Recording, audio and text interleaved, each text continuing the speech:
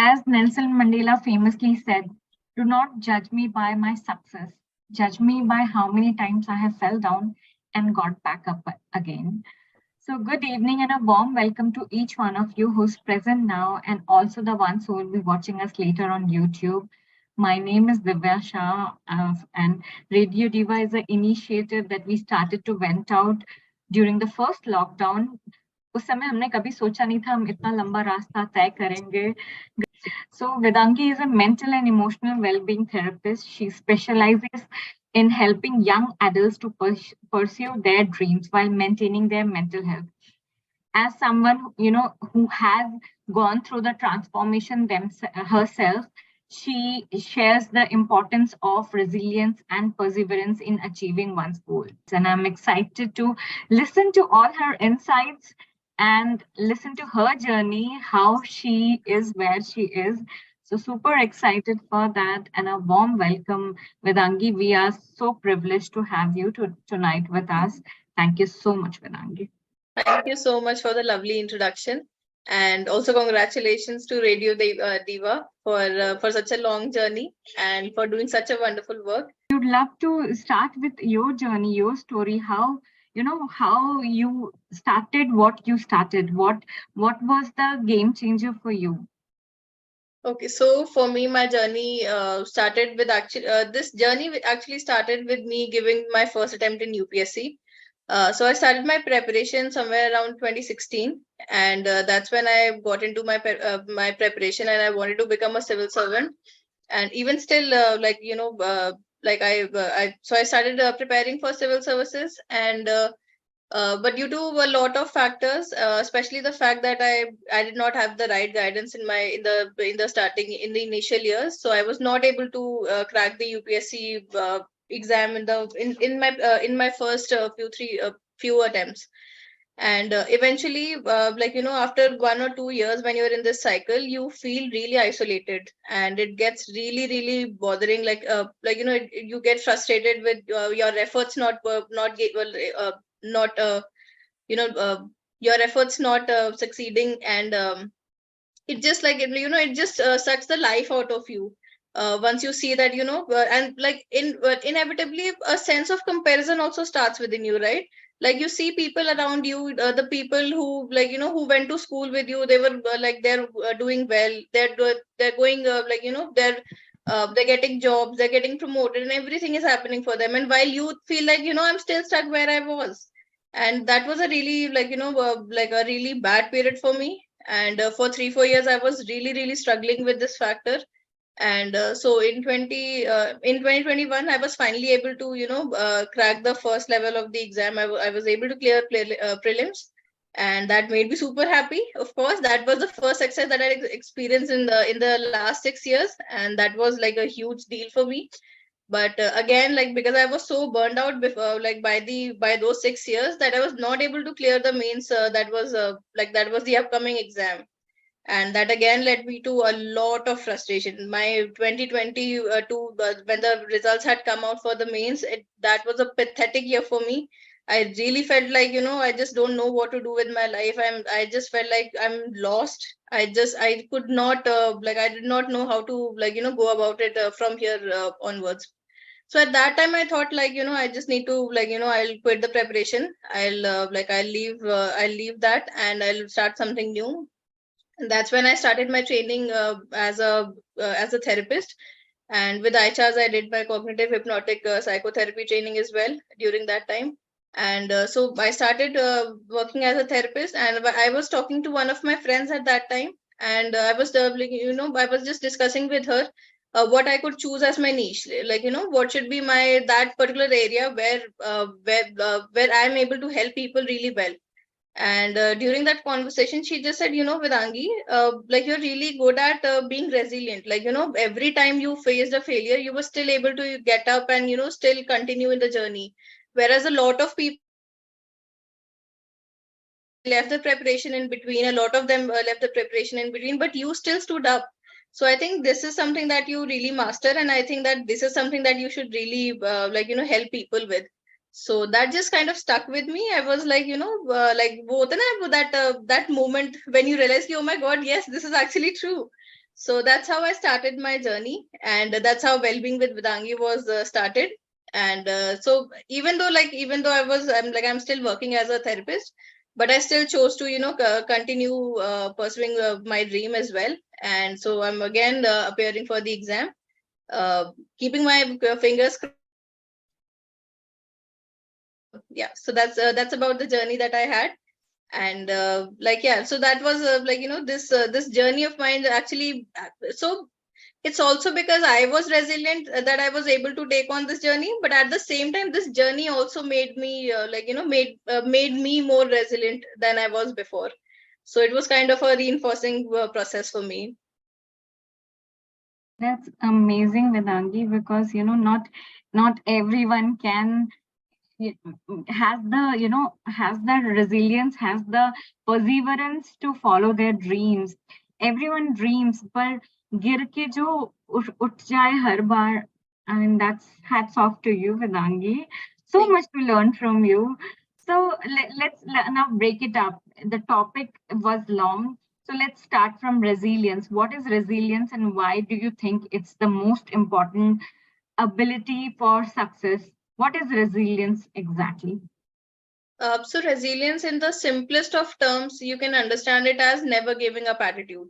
So, despite the obstacles that you're facing, despite the struggles that you might be going through, and in any journey, like if you have a certain dream for yourself, if you have a certain vision for yourself and you're working towards fulfilling that vision, there is inevitably you'll face a lot of struggles, a lot of challenges. So, so just not giving up on them, and just like getting back up and bouncing back, as they say. So just bang in the simplest of terms, we can just say that the ability to bounce back even in the face of adversity. So that's resilience for me. And it's something that is really important for somebody who's pursuing any goal. And so a lot of people start their journeys towards a lot of towards a vision that they had, but a lot of them are not able to fulfill it.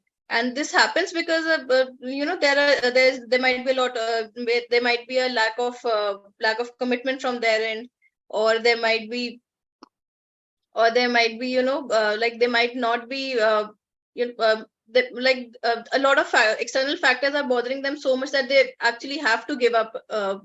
So these are the certain factors that might be bothering them. And in that case, I think being resilient and having that mental attitude that whatever comes my way, I'm still going to stand up and fight my way.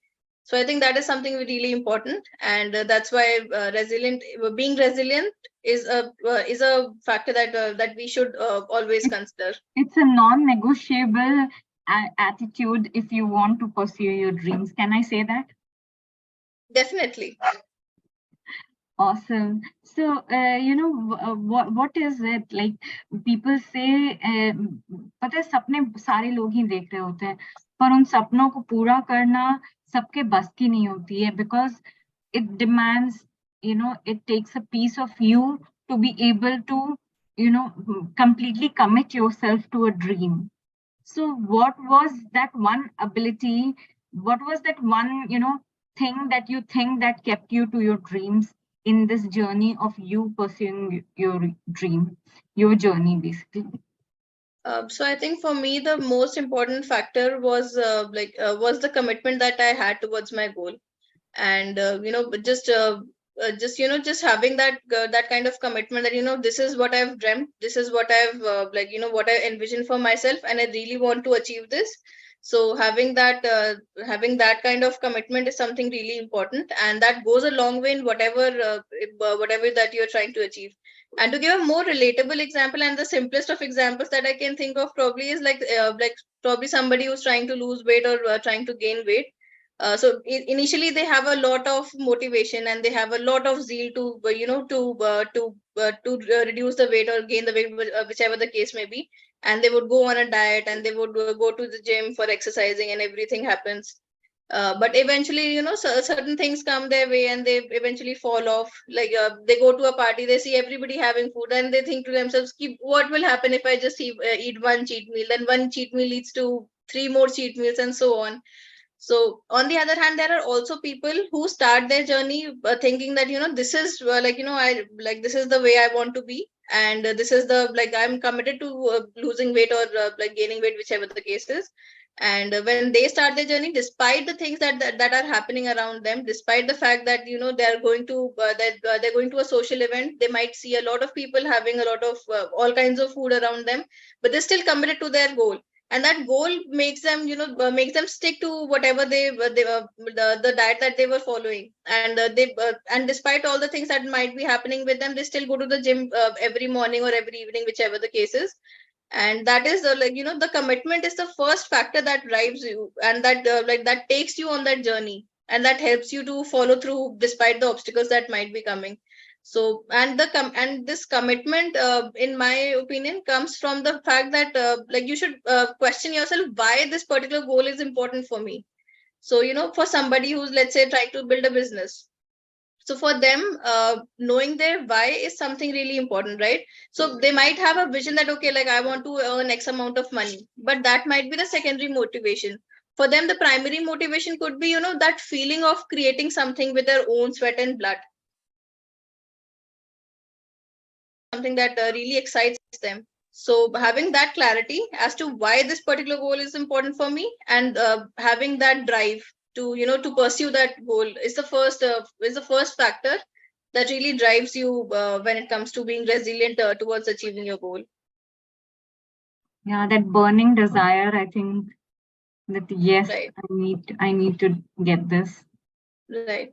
And this burning desire comes from the why. So asking yourself the why, and not just the surface level of why, just to earn X amount of money, or just to, reduce 2, 3 desires or something.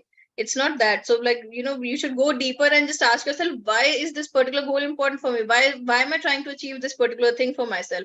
So asking that why and getting that sense of commitment is the first step, definitely. Right, right. I mean, lovely. I think, all the students, everyone who's attending right now and who will listen to it can totally relate to it, because the why has to be very clear. Anything that you do, Ketana, you ride a bus and you should know where you are going, where are you headed towards. So the why is definitely, and here it's the bus of our life. It's a much bigger reason that you should be clear about your why. So anyone who has any question, either you can raise your hand here, it's like a classroom. So there is a raise hand option in Zoom which we can use. So you can raise your hand, or you can always put your name in the chat box. And yes, I mean, it's interesting. So, Vedangi, tell me, many people, they have those desires, they have those commitment also, they have those burning desire also. But ये होता है ना कि हम in the process of following our dream, we get distracted. So how do we fight that? So a lot of times when the distraction happens, it's because so when we say that that we are being distracted by a lot of things, it one of the reasons is because because after a prolonged cycle of efforts, we tend to get a little bit of a little lethargic, and we tend to get a little we tend to ease down a little bit, and that kind of allows the room for distractions, right? And in that context, having that sense of flow, that like having that mindset where you're just so focused on your goal, and you're working towards it, and having having those set periods of time in a day where you just where you just allow yourself to only and only focus on your goal, and just being there, and just having and as the research says that it should not be more than 90 minutes. So having those 90 minutes in the day assigned, that okay, in those 90 minutes I'm only and only going to do this for myself, and I'm not letting any other distraction come in my way. So having that period of intense focus is something that can really help you stay on track and not really get distracted by the things that are happening around you. Okay, so before I ask another question, I think Prasan has a question. Prasan, why don't you unmute yourself and ask the question?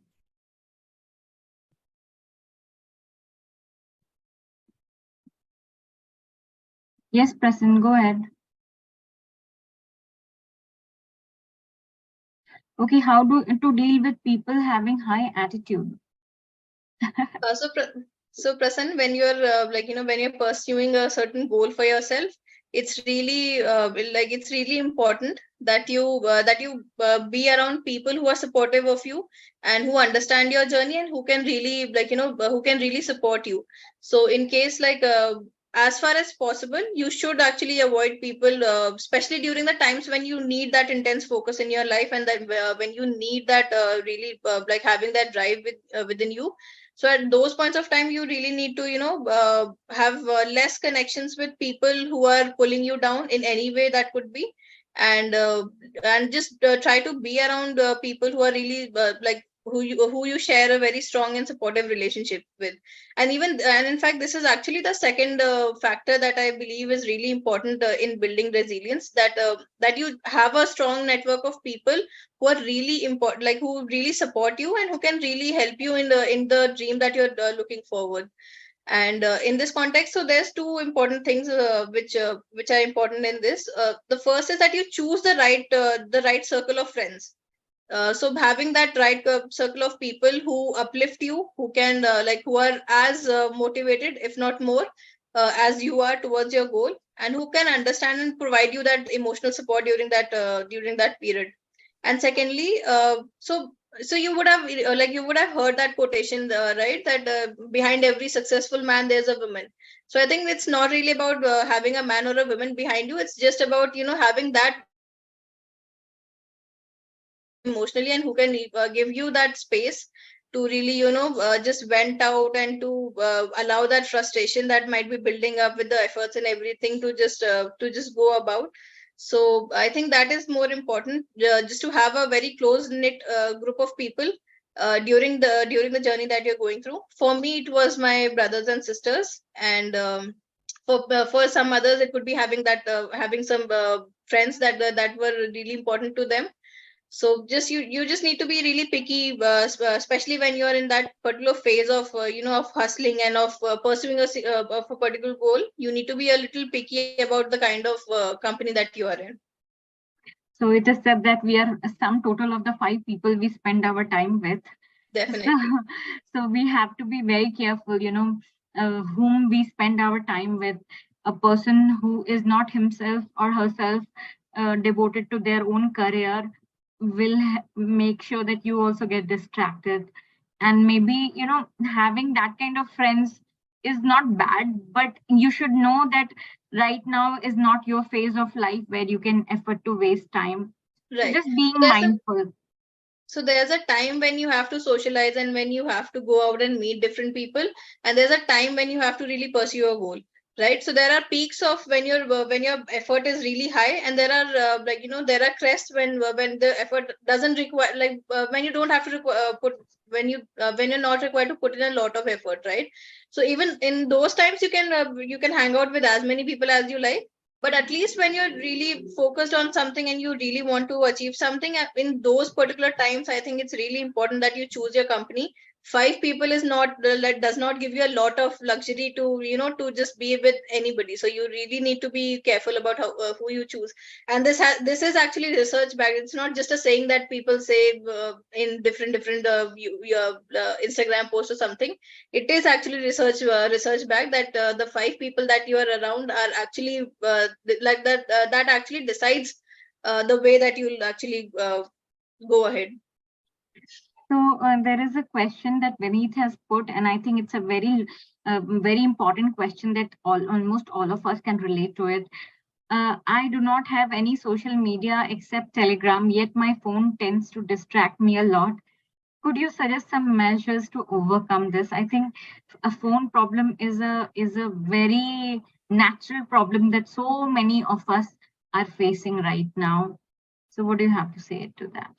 So first of all, just keep your phone on silent and keep it in another room. That's what I have done so far. Whenever I really have to study and I do not want any distractions, I just keep my phone on in the other room. If I so one of the excuses that we give is that okay, I need to search something, I will need my phone. You have your laptop, you can do all your searches and everything on your laptop. You do not need a phone for that.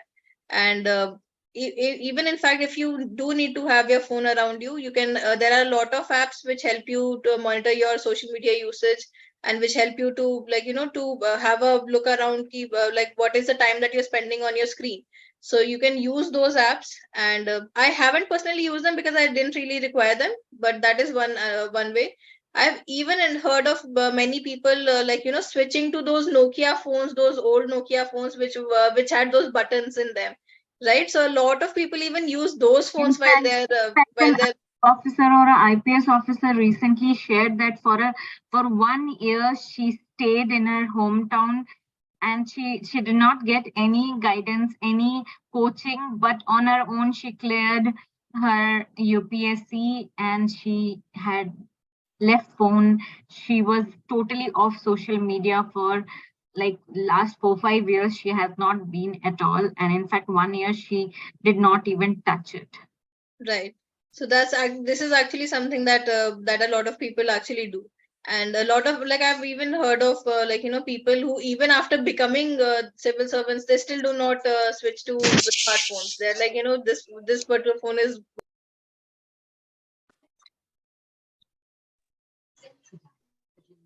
Sorry, you went on mute.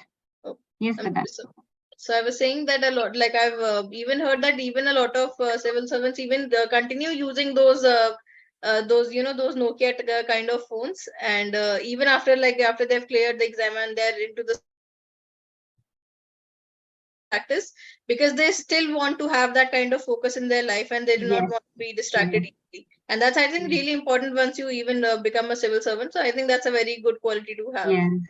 So many people in Vedangi, they are resilient, but the uncertainty these days, and especially if I tell you about today's time, it's like so many people are becoming becoming a sensation by being a Insta influencer. Overnight success is something that now these days most of the people are looking for. So what do you have to say for them? So while overnight success feels really tempting, and it feels really inviting, because with not so much effort, you feel like, okay, like overnight I've got so much out of a little bit of effort. But even for people who you find getting those overnight success, you'll see that behind, like before they got to that point, they have had a long history of the work that they've put in. So even the social media, a lot of social media influencers, I'm talking about the good social media influencers that that really make to the cream of the social media influencers. So you'll find that even before their first video went viral, the first video that went viral, they would have a lot of videos that they have worked in previously, and they have put in that kind of effort. So, while it is easy to just see that one particular success that made them huge, but it's also really, really necessary to recognize that it still takes a lot of effort before you reach that point. So, so having that consistent effort and having a long-term plan and having a vision. So again, I'll focus on that vision and the why, and coming back to that why again, and having that kind of vision for yourself as to what you want in your life, and what are the things that you actually envision for yourself. That is really important. And that, like, even if you get an overnight success, that having that vision will still keep you in check. This is not something like, even after that overnight success, you might still feel that, okay, this is not the end for me. I still need to grow to this particular point where I've always envisioned myself. So again, that is something that is really important. Great. I think your answer was totally up to the mark, because this question is very much relevant, because many youngsters these days are getting influenced by Insta influencers, YouTube influencers, and it's the life that they are leading. But you are right, whatever looks so shiny, there is so much of hard work that has been put. It doesn't happen overnight, and it's so much of hard work even to churn out so much of content every day. It's not easy as it looks like. Okay, so Definitely. Yeah, so the last question that I wanted to ask you, some people believe that people are either born resilient or they aren't resilient. What do you think about that? You know, it feels ki okay, iska to inbuilt resilience hai, mere mein nahi hai itna patience. I can't, I don't have that kind of perseverance. What do you have to tell to those people? Is resilience a attitude which can be cultivated? So if we talk about being resilient, whether we are born with it or like it is something that we can cultivate. So if we look at resilience, it is actually a set of skills. So resilience is not just one, one personality trait that you have or that you do not have. It's a set of skills. There are actually five skills or five factors that make a person resilient. One is commitment that I've already talked about. The other was the strong and supportive relationships that I've talked about that, and having a sense of control, and having that plan B, and having that risk assessment for yourself, so that so that you get a sense of control about in your environment. So that is again the third important factor, that the fourth factor or the fourth skill that you need to develop within yourself in order to become more resilient is realistic optimism.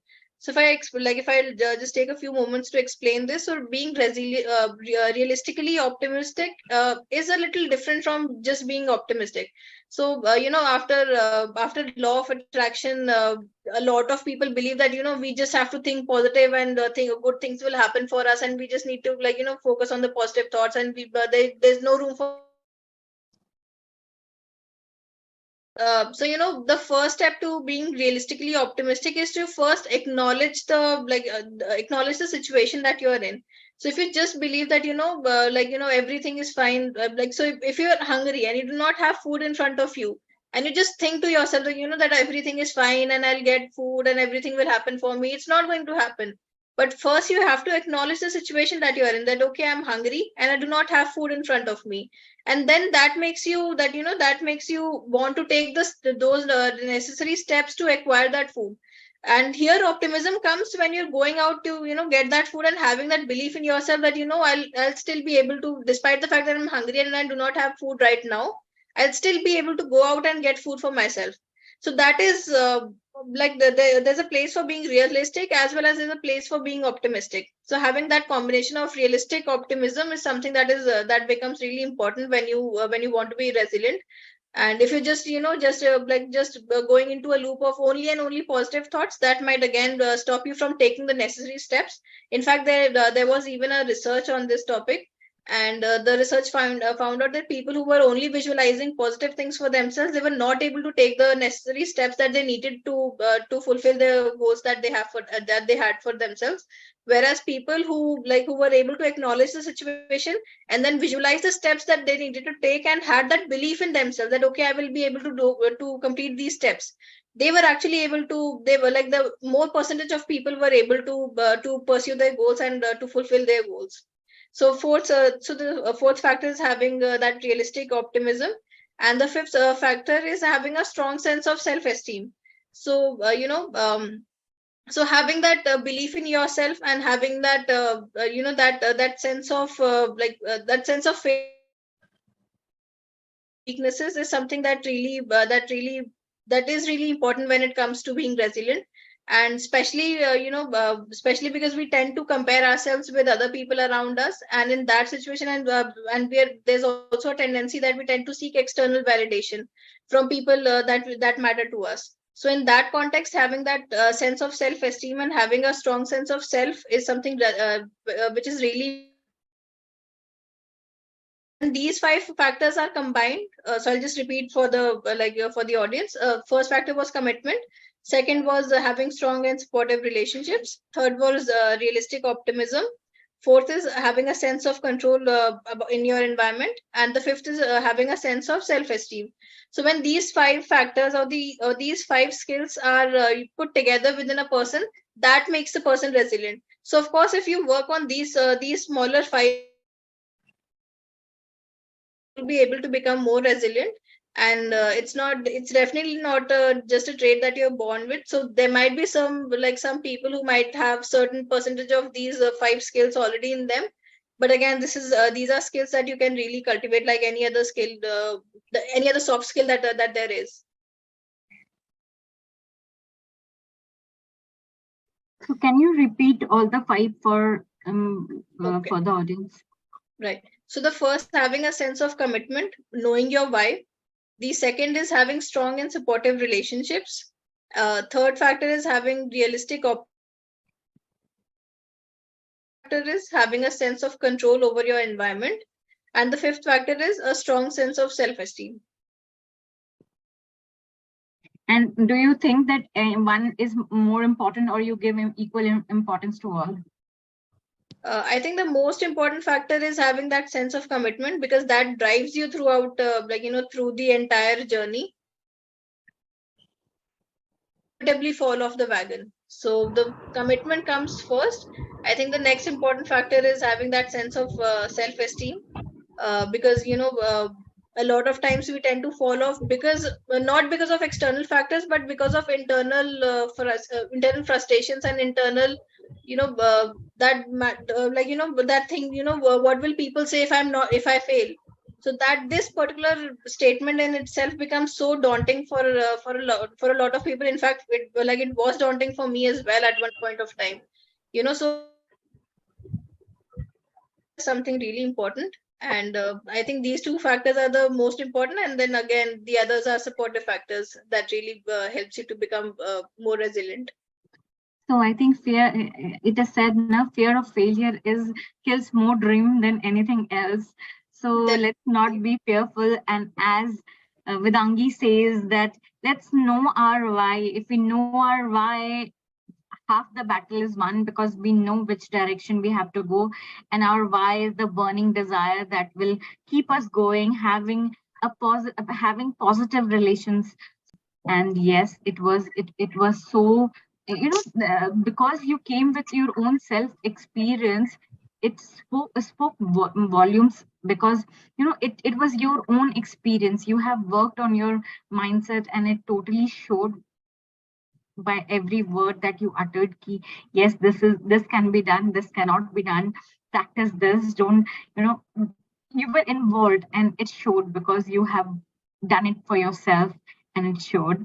So kudos to you, more power to you, girl. And thank you so much. A beautiful session, totally from heart and to everyone's heart.